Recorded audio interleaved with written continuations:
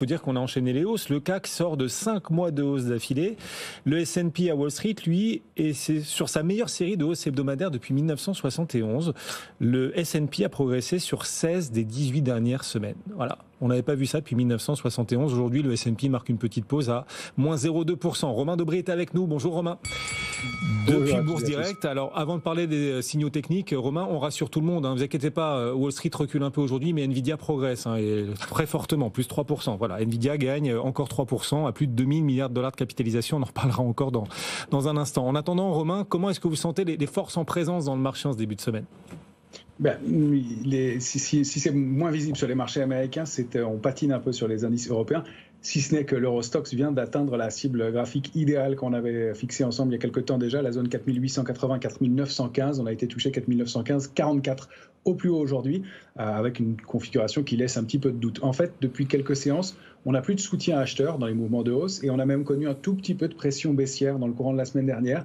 Et quand on a rebondi vendredi, pas de soutien dans ce mouvement. Donc attention au contre-pied, à des opérateurs qui ne soutiennent plus, qui ne viennent plus étayer ce mouvement. Et on le voit, ça se traduit sur un indice CAC 40 qui patine complètement.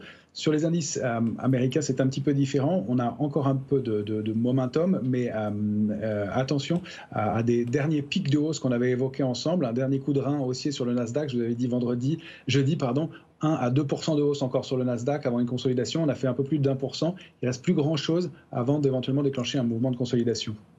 Les seuils techniques, du coup, qu'il va falloir surveiller à vos yeux, on sent, et vous nous le dites depuis maintenant plusieurs séances, le marché redevient fragile, peut-être pas, mais on sent moins de relais, moins d'entrain et peut-être une volonté de souffler un peu. Quels seront les prochains seuils à suivre sur le CAC 40, Romain ?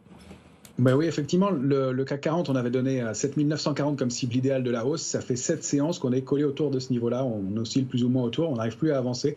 Lui est vraiment en retard et patine par rapport aux autres. Donc, on est toujours dans notre trading range 7928, 7984 sur le futur CAC 40. Mais depuis quelques heures, on n'arrive plus à déborder la médiane qui est située entre 7955 et 7962. On reste plutôt dans le bas de ce range et on a même été testé plusieurs fois en séance sous 7928 points. Alors, il n'y a pas de consolidation méchante à attendre, mais si on rompt 7928 en clôture, on peut aller chercher 7872. Pourquoi pas 7822 et l'extension maximale de la consolidation, elle serait plutôt aux alentours de 7700 points. Rien de très très méchant, ça fait 3-4% de consolidation pour le CAC 40. Si en revanche on arrive à déborder 7984, on peut aller chercher des extensions situées autour de 8040. Ce qui est intéressant, c'est de voir que le Nasdaq, comme je vous l'indiquais dès jeudi, forme peut-être une structure de retournement baissière qu'on appelle une vague de Wolf. On monte encore, et encore une fois, ce 1,5 à 2% de progression, on a fait un peu plus d'1%. Et si on va déborder sur le Nasdaq cette zone clé qui est située autour de 18 450 points et qu'on repasse sous ce niveau-là, l'élément déterminant et déclencheur, c'est de déborder ce niveau et de repasser en dessous, eh bien, on pourrait déclencher un mouvement de consolidation de l'ordre de 7 à 8% sur le Nasdaq.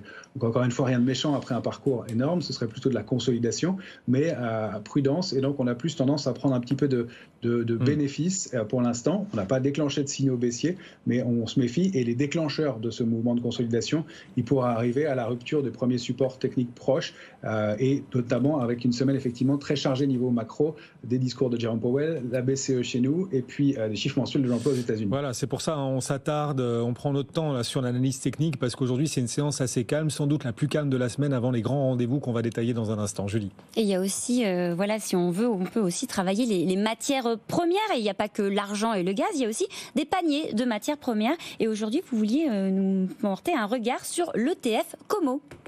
Mais exactement, parce que vous le sentez, on est un petit peu mitigé sur la poursuite du mouvement haussier sur les actions, et on a pressenti, on l'avait indiqué ensemble la semaine dernière, sur l'argent, sur le gaz, des mouvements de hausse, plus de 3% et demi de hausse depuis qu'on s'est parlé la semaine dernière sur l'argent, plus de 8% ou 9% maintenant de hausse sur le gaz depuis la semaine dernière, et donc c'est un corollaire assez cohérent avec une consolidation du marché, un retour de l'inflation et de hausse des matières premières.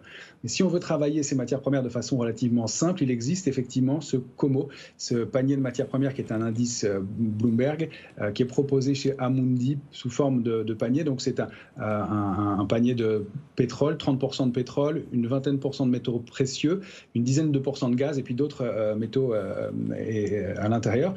Et donc effectivement, on a une réaction haussière intéressante au-delà de 20,41 Le produit vaut à l'instant 21,42.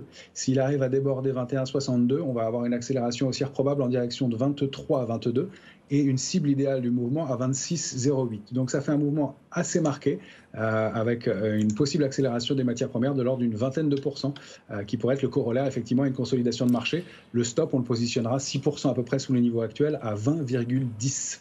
À suivre de près, alors que du côté du pétrole, on rappelle que l'OPEP et l'OPEP+, s'entendent pour prolonger la réduction des volumes de barils produits chaque jour pour le deuxième trimestre. Voilà, la réduction est confirmée, prolongée sur le deuxième trimestre, au-delà donc du seul premier trimestre. Merci beaucoup Romain Daubry, qu'on retrouvera à la clôture des marchés à 17h35 à tout à l'heure. Romain, notre CAC 40 parfaitement stable cet après-midi.